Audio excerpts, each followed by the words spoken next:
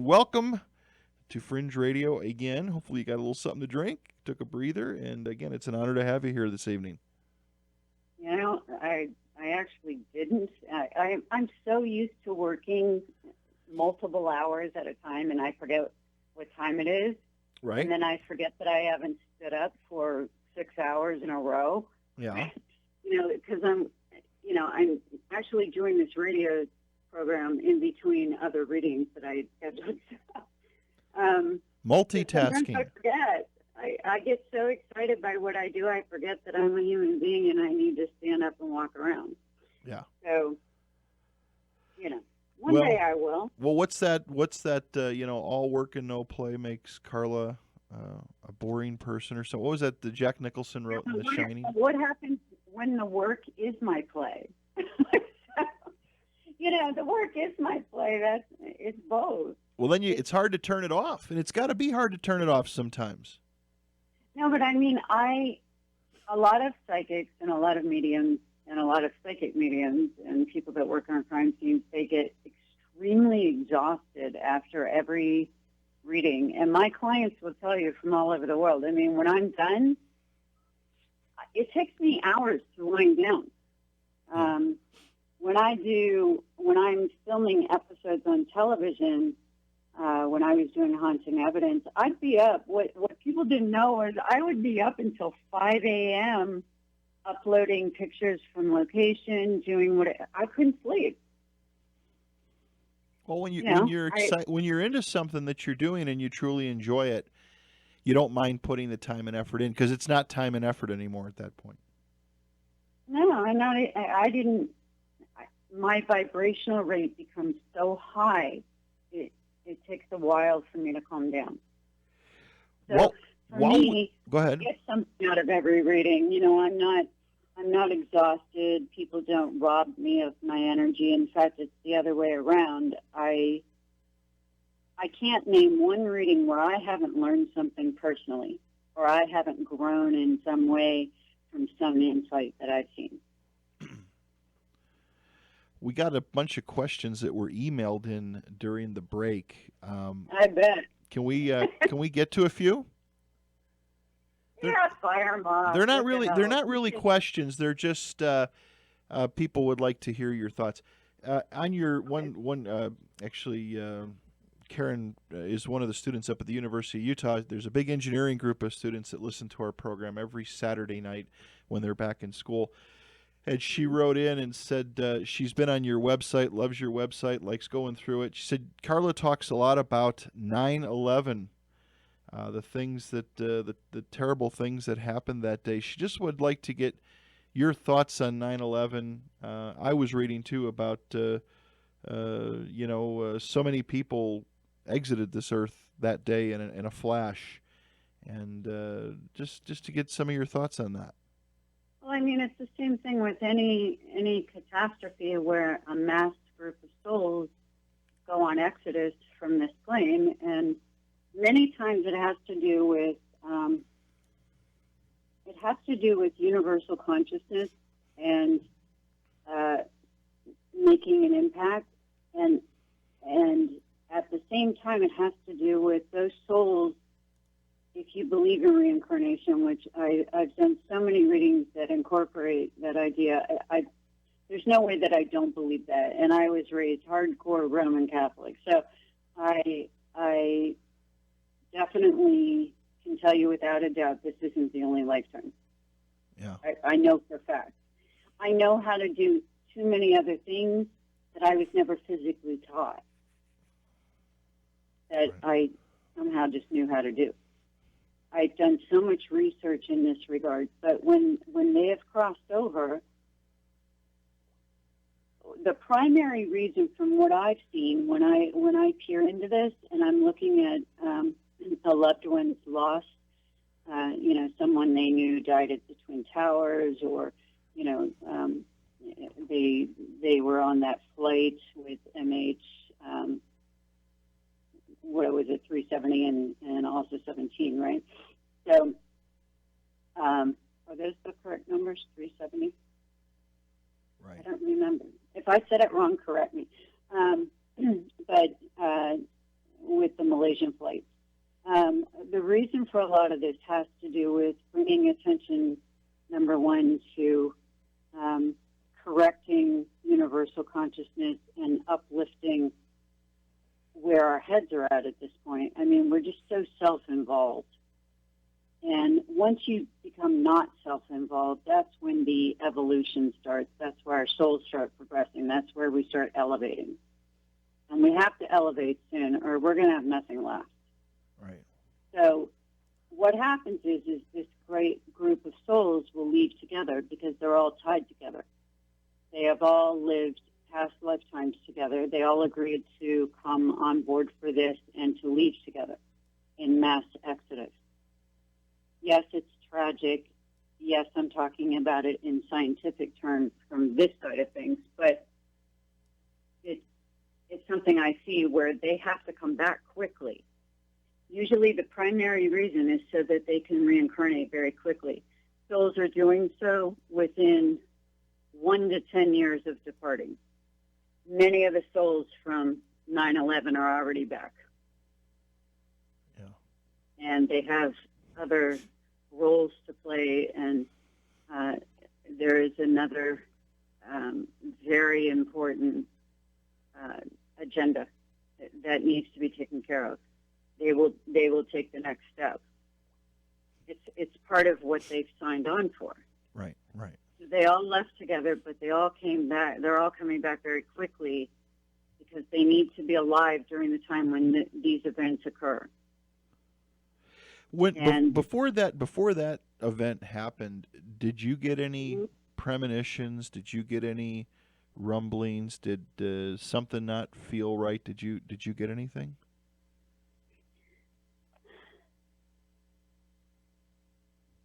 Well, I mean, I was watching it while it was happening. I mean, I just right, but I mean before, before. But the night before, I remembered in these circumstances before a major earthquake, or I went through the Northridge quake here. There is a raised level of anxiety, like to the point of almost having a nervous breakdown for me. I'm just very, I can't sit still more than normal. Mm-hmm. And it's not that I'm pacing, but a lot of anger seems to permeate the atmosphere during these times. Because anger will be the first thing to line, it won't even be fear. Fear is part of anger. But it will turn into anger because people are surprised. It's the element of surprise, and the unknown is happening. And it was unexpected. So that will actually start forming like a storm that's forming outside in the atmosphere. You can see it coming. I can sense it coming from that level of anger that's building in the atmosphere, and I know something's about to happen. Because I can just tell by the way it's coming in. It's too much anger all for one thing. Right. Or all for one night, or all for one day. It's, I'm getting angry at people for absolutely no reason. So a lot of times I'll take on the aspects of whatever it is, and it will pepper me with whatever that is, and I'll start exhibiting those behavioral patterns. And they'll be asking me, what the hell are you doing? Like, what are you talking about? Why are you barking? And I said, I don't know. I think something's about to happen. Yeah. And I could just tell. So that happened. Did I have dreams or premonitions of it, before it happened? A lot of times you're not warned because there are lessons involved in not knowing. Right. If we all knew everything that was ready to happen, even psychics who do this every day, and prophets who see ahead, and you can prophesize, you can see what's coming. You can't see every aspect of it because there are certain personal lessons that you have to get from that. There's an evolution that happens inside of you too. So you're hidden from some of these lessons. Personal lives, breakups in relationships, people cheating on you, people lying to you, getting, taken advantage of, or whatever. Right. It's all meant to go along the pattern of growth. And, you're hidden from these things on purpose. So do psychics know all this stuff before it happens? Sometimes we get breadcrumbs, and that's how I got mine. I can always tell something's about ready to happen because there's too much anger, just like static electricity. It's just hanging in the air. Right. Like a storm about ready to happen, like you're sitting in the eye of the storm. Let me ask you. Does that make sense? Pardon me? Yeah. Yeah. Let me ask you this. This is a couple questions that came in from a couple listeners, and I'm going to kind of sum them up together. The country, and I just would like to get your take on this. Economically, the country, the world is really not in a good place. I mean, the United States is in debt beyond belief. There's just so much going on, and it seems like what I've been hearing about so much, and so many people taking action, is about preparedness, being prepared for bad times ahead. And I'm not looking for an answer to the future, but do you see things getting better or getting a little bit worse, or some wake-up calls coming? I got a lot of emails on that today, and people wanted me to ask you that. Just what do you think our future is? Do you think that some of these world governments are a little bit out of control? I mean, we've got everything going on in Syria. More troops are going back into Afghanistan. Again, you've got the economy that's kind of in turmoil. Walmart lost 20-something% in the stock market the other day, kind of threw the market into a frenzy again. What's your thoughts on our future? What do you think? Well, I mean, what's happening is number one, we're being placed in situations where you're not allowed to just sit still and be complacent anymore. Right. Stop getting comfortable because, be prepared. You got to get up and be ready to go. You have to be flexible. But you have to be smart about why you're doing the things you're doing. It's not all about how much money you make. That's why when I'm counseling people in these readings, they're all so concerned with, the rent that's due the next month. The thing is, I mean, at one point in my life, I had eviction notices thrown at me and the whole thing. I mean, my dad died a millionaire, but I didn't take his money, right then. I'm sure, if something happens to my mother, I'm sure I inherit a bunch, but I'm not sitting here counting the pennies or the days until that happens. I think the whole idea about money and material possessions and wealth and all that, you know what? Just say to yourself every morning when you wake up, I'll have more than I need. Somehow, some way, and you say it to the universe every day, a couple times a day. You say it when you wake up, say it in the middle of the day somewhere, say it at nighttime before you go to sleep. Somehow, some way, the universe will help me, and I will always have more than I need. If you say it that way, it's funny, I told my friend who actually owned a bunch of restaurants, a design firm, and everything else afterwards, and they became multi-millionaires and on TV, on HGTV and whatever, but they were borrowing money just to live. Yeah. And I told him, I said, here's the secret. You got to say that every day. And he did, and that's what happened to him. It turned around. Because once you forget about, your own stuff, it's not about just giving all your stuff away and being a philanthropist. It's about giving your time to someone, teaching them how to do something, taking 5 minutes to listen to why they're frustrated or what's happening, giving them something that they can work off of instead of just giving them something.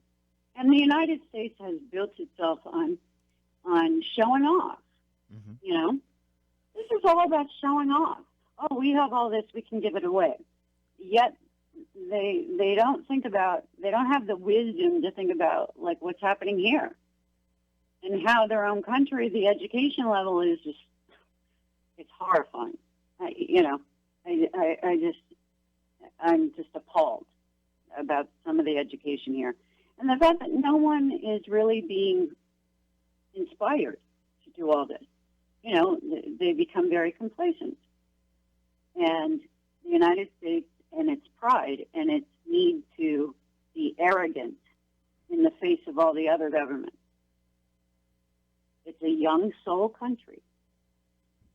Mostly young souls have migrated here, but then there's a lot of mature souls and some old souls that came from the old country. Right. What's happening is the souls that were young souls and infant souls are reincarnating in the Middle East, and a lot of the religious wars, and you know, a lot of the concepts and the power issues and the possessive issues and material this and that. We caused a lot of that to happen because of our arrogance. We sat here and we were showing off about what we had and how we're the best at this, that, and the other thing, and how we've amassed all this. And you know what? Other countries just don't want to see us be the best of the best of the best, you know, because we can. Right. That's not what it's about. So they're irritated, you know, and they don't want us in their country.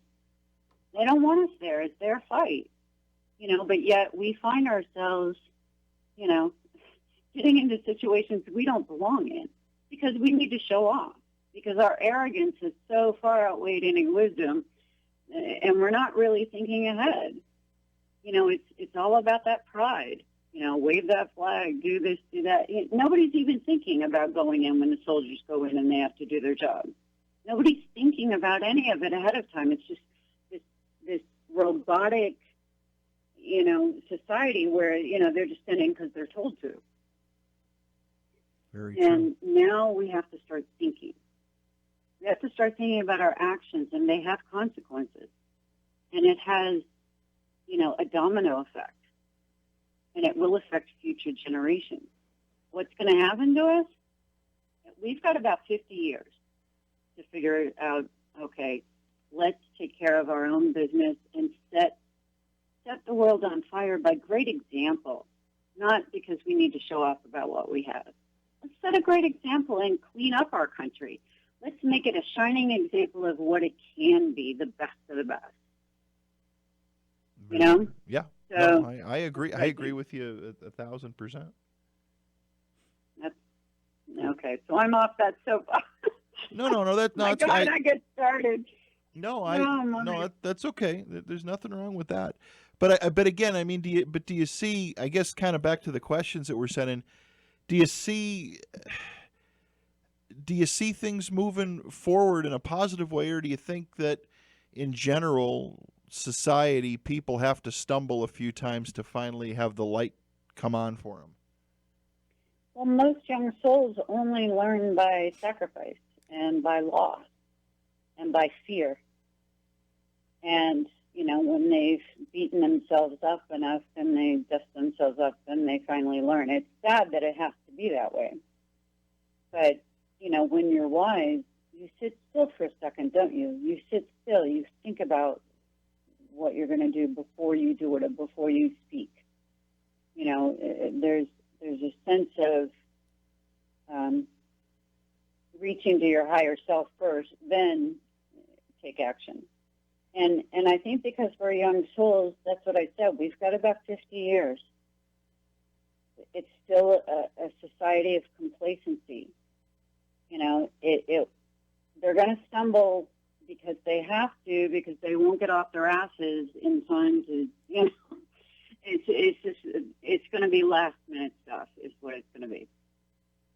I'd like to see it be before then, but I can tell it's going to be last minute. You know, and I'm not raining on our country. I love this country, and I would never live anywhere else. Or, you know, I love it for all its faults too. But it's got some really great points to it as well. You know, because we're young and fearless, we have this adventurous spirit, you know, where nothing stops us. and we're visionaries in some ways because of that. So if they could encompass in that spirit and just keep that going without getting arrogant about the whole thing and being afraid somebody's going to take something from us, like our title of best country in the world or whatever, then I think we have a shot. But right now I see it being last minute. It's going to be a Hail Mary at the end here. Good enough. Good word said. Carl writes in and says, Carla, can you talk a little bit about your experiences at Alcatraz? They've seen the picture that I took there? I think that's what he's referencing to, yes. And maybe you could talk about that a little bit. Okay. Well, if you want, you can actually go on my website. It's on the front page. It talks about a full body apparition. There's a link there with those words, full body apparition, and the Mystery Quest episode I was on History Channel. So if you go there, you'll see the photo. It's actually still on my Nokia, I think it was a 6102i flip phone. So there was no way I could alter it. There was no flash on it. There was no nothing. It's still on the SIM card, timestamp dated. At first, I didn't know what it was, and I'm walking through. I've been to Alcatraz a couple of times. Once I was there for Dead Famous all night, and it depends on who's there and who's around me. When I took this photo, though, was for History Channel. I was tired. I had 2 hours sleep. I had a friend who was calling me in the middle of the night, and I'm like, I'm in a hotel, and I have to wake up in a couple hours. Oh, I'm sorry. And by that time, I'm already up. So, so I had like 2 hours sleep. And I remember just going there. It was my grandfather's birthday, and he had died. And my grandmother had died, too, and they died in love. They were holding hands to the very end. So she's the reason I became a psychic, because she took me to Mary and that whole thing in the beginning, right? So, and that's all we would do. That was our favorite thing to do, sit and talk for 5 hours after the reading. Oh, my God, and then she said this, and then she said this, and then, oh, my God, did you hear her say that? So, my grandfather would laugh at us. But I was wishing him a happy birthday sort of to the ethers, and I was walking around Alcatraz to keep warm because it was freezing. I don't care what time of year you go there. It was Easter weekend when I was filming there, and it was freezing. It was 5:30 in the morning, and I was walking around D cell block, and there's nothing in there. If you've ever been to Alcatraz, you go in the cells. There's nothing in those cells except bars on the outside, and it's concrete walls and concrete floor, and that's it. So, and they're dark. There's no electricity. So I had to take a utility flashlight, and I had my camera out. I'm just walking around. So I'm doing it because I need to stay awake because we don't start filming until 7 o'clock. So I'm walking around, and I'm snapping off photos in each of the cells. And then I get to that one, I'm snapping it off. Nothing happened while I was standing there. But then I'm going back. We're done filming. I'm going back on the ferry to go back to the hotel so I can get my flight back home. Right. And I'm going through all the pictures. And it looks like the picture that was taken there in that one cell in D block was just like this big burst of light. And I almost deleted it. Thank God I didn't. I decided, oh, you know what? Let me just zoom in. And when I zoomed, this woman's face came at me, and I almost dropped the phone. I almost dropped the phone on the very end. I screamed a little bit, and somebody asked me if I was okay. I said, yeah, I'm fine. So I'm looking at this photo, and I can see the outline of her face. I can see the way her hair is coiffed. I can see the gown she's wearing. She has no business being in Alcatraz at all. She's wearing a pleated gown. Yeah, she looks like an angel. I'm looking at the picture right now. She almost looks like an angel.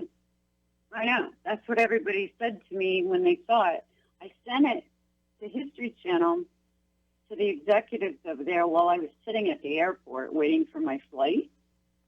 And she said to me, she said, "What the hell is that?" And I said, "I don't know, but I have it here on my phone." And it went viral at History Channel within 5 minutes. Like, everybody had a copy. I sent it to Katie Couric, actually, and she said, "Oh my God, that's the most amazing thing I've ever seen." And it's the best photographic evidence I personally have seen. And yeah, I happen to take it, but I mean, it's the best one because I don't have to guess it's a woman. I don't have to guess and make out what she looks like. She's almost solid. Yeah, I'm looking at it. I'm looking at it right now. It's amazing. It actually, it looks like she's like an angel or something with wings that's like looking right at you. I mean, she's looking at you. And she's reaching. She's reaching out to me. And I'm wondering if that's my grandmother. And, you know, when they cross to the other side, you will appear to your loved ones, or if you are going to make an appearance on this plane once you've crossed over, it's usually the age where you felt the most like yourself. Yeah. That's what you will reflect when you are seen by others. And that was her color hair. Yeah, when you look at the picture, you have to not hone in on the light or the angel. You have to kind of absorb it, and you can see eyes and face and everything where it looks like whoever it is turning and looking at you like, "Hey, I'm here," and I'm turning my head to see you. Well, and I mean, she was always, the fact that I became this psychic that I did, she died before all the big stuff happened. And, she got to see it on the other side. And, in some ways I was closer to her than my mother. And, because she encouraged it, like that's all we did. Like, I would take road trips from college. I would wake up my friends, my guy friends, and I'd be like, 3 o'clock in the morning, I said, "Come on, I'm buying coffee, road trip," and we would drive 5 hours to go see Mary. Yeah. I mean, seriously. They were so mad at me. I said, "And my grandparents are buying us lunch." And they said, "Oh, okay, well, as long as they're buying lunch." So they would wake up, and we would go see Mary and go see readings. I couldn't get enough of learning how it all worked and being around it. I spent so much time absorbing, and it wasn't just that one psychic. I mean, I went to a lot. I learned a lot. I watched. And I used to, I learned on regular playing cards. I actually started my readings on regular playing cards just like she did. But then I got bored and I thought, oh, I'll learn tarot cards.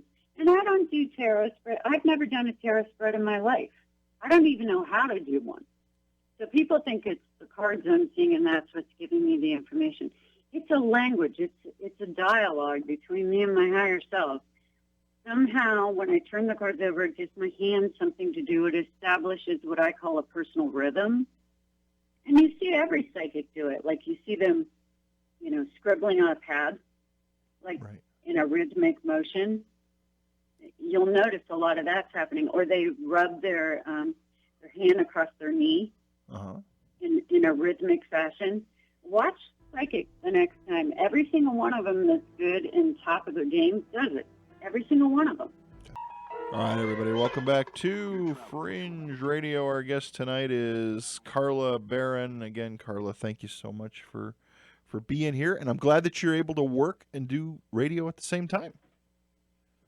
Well, I'm not doing readings while I'm doing the radio, but I did one right before, and, I've got other ones. It's good for me to be on a number of playing fields while I'm working, because my mind, I can't just do one thing at a time. I have to juggle like 3-4 things at the same time, and then my vibrational rate is balanced. Some people can't do that. They have to focus on one thing and stay focused because otherwise they get distracted. My distractions actually raise my level of vibration. It's kind of weird, but I'm able to think better when I'm in motion. Well, no, but that makes sense though. That really makes sense because when you have when you have a gift, when you have a talent, it's like anything. When it's really strong and it's true and it's real, it will always rise above everything else, and that's probably where you get your best work. Yeah, I mean, especially because it makes me get out of my own way. If I had to say anything to anybody psychics out there, and those who are learning the craft or learning what their own gifts are, a lot of it is take your first psychic impression and stop worrying about whether it's right or wrong at that moment. Don't process it at the same moment you're getting the impression.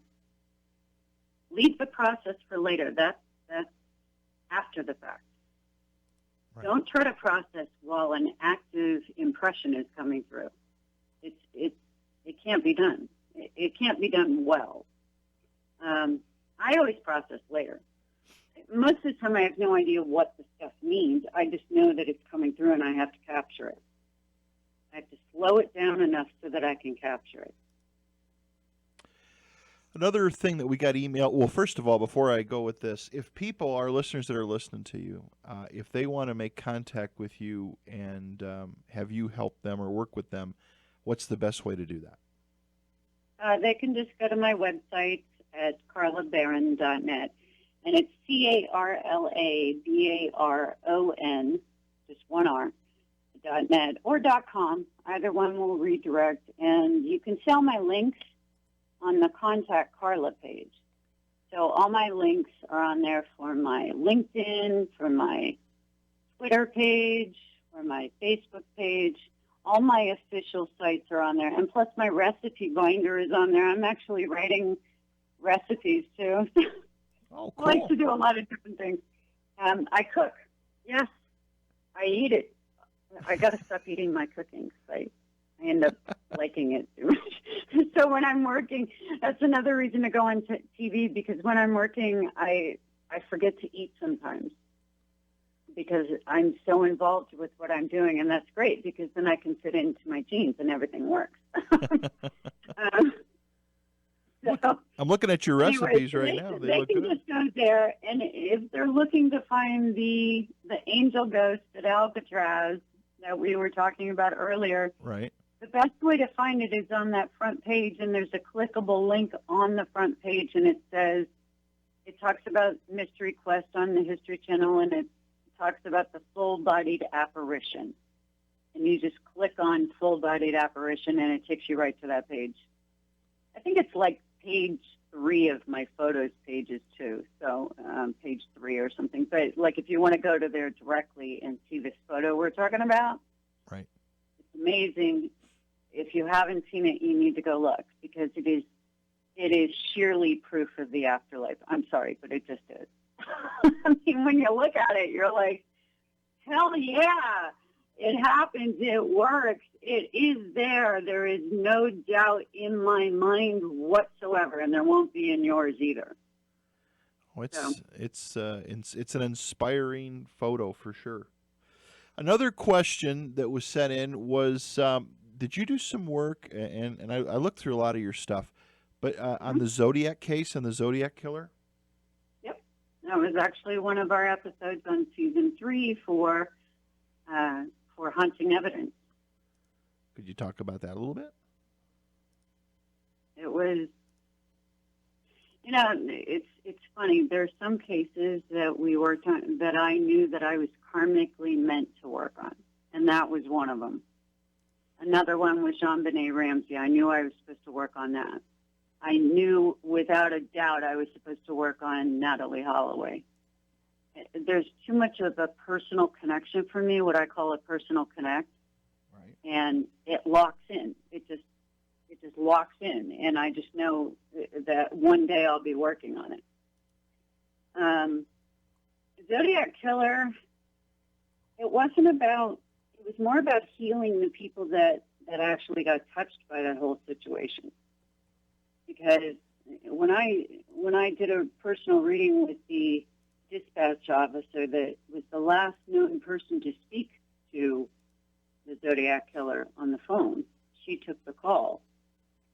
She blamed herself her entire life for what happened, because if she had done more, if she had kept him on the phone longer, if she had done something, and she was breaking down and crying. I said, "Are you kidding me?" I said, "Look at what you did. Most people would have hung up because they would have been so afraid. Right. But you went past your fear. You conquered your fear. You faced it. And you stayed on the phone anyway, even though it was the scariest thing you would ever face in your entire life. You stayed. You stayed with the situation." And I said, "Do you have any idea how important a role you played?" And I said, it's not about what you didn't do, it's what you did do. Surprised that she'd blame herself for something like that, but maybe just because of the extent of the crimes and just the exhaustion that so many people put into trying to solve that. Well, and you got to remember, it was different back then because a lot less was known about serial killers then, and how to apprehend them and how to, the go-to procedural on what to do. People were just learning, because basically they were coming out of the 60s. So, nobody was thinking about who's killing who. There was Manson and all that, but, it was, you're going into the 70s. I mean, it's still a time where they're discovering, how to express themselves and this and that. I mean, it really wasn't a time that people were suspect of society or humans or the horrifying things that humans can do to one another. Right. It just wasn't something they were thinking about, so it's, each generation had its own records to contribute to, the universe at that point. And, they're filed away so that we can progress universally. And so this consciousness becomes, much more full-bodied, and we can appreciate what we've come to learn through all these experiences. That's why we're all here. We're not just here to have a good time. Oh, it's a learning We're step. here, we're here for reasons. There are reasons we have to learn, we have to assimilate, we have to reap knowledge, and learn different ways and look through a prism that we didn't look through before. So as far as the Zodiac killer goes and what was happening, I won't talk about it here, but I had some personal, my family actually had personal connections to a lot of that. So it was kind of weird for me. I'll just say, I know that's cryptic and to leave everybody with that, but if I actually said the whole story, you would get it. But let me just say that there was a personal connection to my family with that whole situation that the crew didn't know about. This is actually probably the first time I'm saying it is on this radio program. So whatever that's worth. Some of the trade secrets. So, it was scary for me because it was also real life for me. So let me just say that much. But I also knew that I had to learn about it. I had to get in there and examine this situation in minute detail. Well, having a personal interest or a tie to it actually, it makes you want to drive even further in. It makes you want to dig even deeper sometimes. Kind of did. But production is a two-edged sword, I mean, they clamp down on me going off on tangent, I wasn't allowed to actually be myself and, go where I wanted to go. Because there were some places I actually wanted to go. But, they have a set thing and they have to go to certain locations because they're scheduled for that day. Right. We have to meet with certain people because they're scheduled for that day. But I mean, if I were in charge and I was executive producer, which I'm planning on being, by the way, my next series is it's definitely on the table that I will be a producer of some sort or executive producer of the series because I contribute a lot to the the whole concept, and as it's forming, as it's the genesis of the whole thing. So the thing is that you have to keep your head about you when you're working on these things. You can't just get too excited that it's a Zodiac killer, You have to actually start thinking, okay, what happened here? Who got hurt? Where did they make their mistakes? That's where I always go first. Where did they make their biggest mistake? And I zone in on that. I go to the mistakes first, the weaknesses, the mistakes, where they thought they weren't being looked at or observed. That's where I go first. Interesting. Very interesting. Well, you've had a full plate, and you've got a full plate, and it sounds like you love what you do, and obviously you help looking through all the testimonials and going through your website. You help a lot of people out. Looks like doesn't look like you bring closure to a lot of things and give direction, and I think that's all amazing, outstanding stuff. Well, and people think that if I get on my next series, the big question is, are you still going to be doing readings and whatever? First of all, I'm lucky enough that I don't have to be in the same room with you or looking at you, because it actually, my process works better if I'm not looking at you. I don't get distracted by what your hair looks like or what you're doing with your hands or what kind of jewelry or shoes that you're wearing, whether you're a man or a woman. I get distracted by those things. I get to the core of your being if I'm not in the same room with you. And if I'm on TV with you, you'll notice that on every episode, I will look to the side of you. Mm-hmm. I only look directly at you when I'm done getting the impression. Well, that's easier. Yeah. Plus it's you're letting all the other you're getting around all the other interruptions and just getting to the core of things. Yeah, and it's how I work best. And I work off the vibrational rate of the voice.